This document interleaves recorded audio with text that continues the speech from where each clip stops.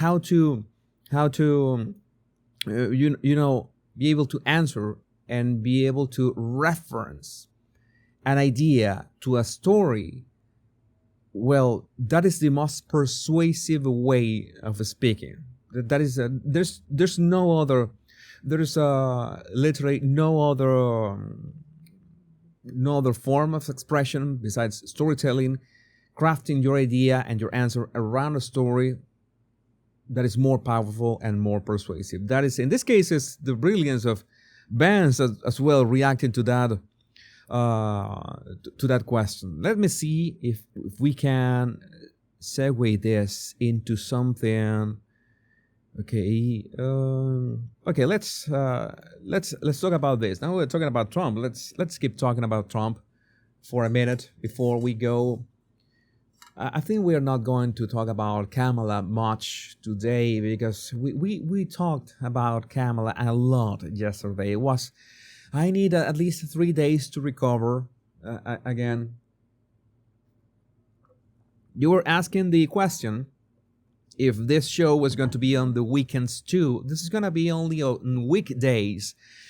But you know that sometimes things come up on the weekends, or I want to make some kind of show or make some kind of video. Maybe I will just turn on the camera and do a live stream, as long as you are subscribed to my channels, subscribed to the channel where you are watching this live stream right now, and subscribed, of course, to my Body Language Guy channel, that we can keep up and keep in touch. That is the idea. And maybe on the weekends we can have another off-schedule live stream. I don't discard it. I just love this. This is not work for me. This is literally play. They just seeing whatever is going on my X account and bringing it here and being able to comment it with you and telling you what works and what doesn't work. Why does this happen this way and the other way? At least in my opinion, this is like play to me. We have this, Colin Rogg, new, a furious Mika Brzezinski loses it, says Trump is killing women, lashes out at idiots who are questioning the Atlantic's anti-Trump reporting. Oh, that is top-notch argumentation. This is not what someone who thinks their side is winning sounds like. Trump is killing us. I'm talking about us women. I'm about literally killing us. Let's say what she has. She's got the type. She's got the. Can I talk to the manager? Haircut. Yeah. His cozying up to dictators, his obsession with Hitler that has now come out, what he has said about our veterans, and what he wants to do with the military against his political adversaries. Okay, he has not said anything about Hitler. He doesn't want to weaponize the military against the people. Kamala already did that.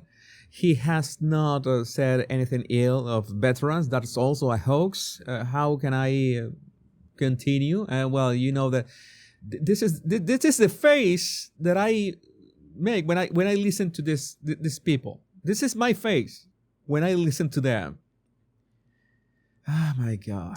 It's all huge news. This is the future that we're looking at in the next Trump term, if there is one. But this is what voters know right now, that he is killing us. I'm talking about us women. He's killing us. I mean, right now, he has some kind of telepathic powers to kill women. I don't know how that works. I know you know that I have flirted with the what is the name of that? With the there's the term, the metaphysical. You know, I have studied a lot of metaphysics and well stuff. That well, I don't think that Trump has that kind of powers. He's got other powers, but not that kind of powers of killing people like by I don't know, at a distance with his mind. No, like a Trump laser from the Trump Tower. he shoots a laser and begins killing women. No, I don't think that He is happens. putting us at risk. He is making us afraid to have babies. He's making us afraid to have babies. Okay, let's analyze that. They say that Trump is going to, they claim, according to Project 2025, which is not Trump's idea, it's other people's idea, that Trump is going to veto abortion nationwide. Okay, he's going to ban abortion nationwide is the term. Is that what did she say? I'm trying to follow her argument. Afraid to have babies. He's making us afraid to have babies. No, in all cases, your argument is that he would be forcing you to have babies, not making you afraid to have babies. So which one is it? Because the two arguments are in complete, opposition against each other. That just doesn't make sense. So he is putting our reproductive health at risk, and some women have died already because of this. Okay, how many women? And I have to say this is the thing. There's no solution that fits every single human being. There's no solution that fits every man, no solution that fits every woman. Every single solution that you come up with will not be 100% perfect. That will never happen under any circumstance. You only try to go for the statistics. Oh, Jesus, but every single human being is important. I understand that.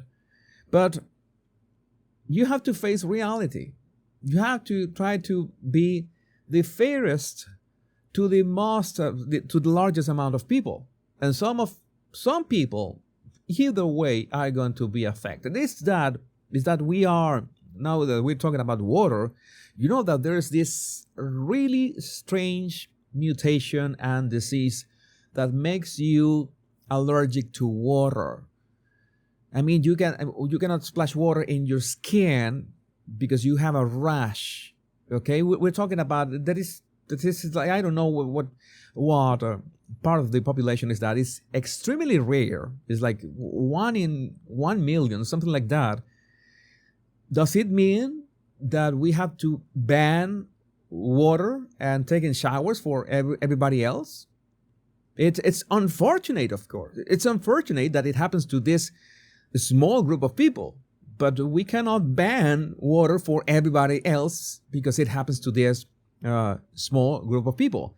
And in the case of the impact of abortion or not abortion, again, this always, I don't want to frame this in a way that negates the fact that women can be at risk if they don't have access to abortions, because that could happen. That is something that can actually happen if the pregnancy is ultimately high risk.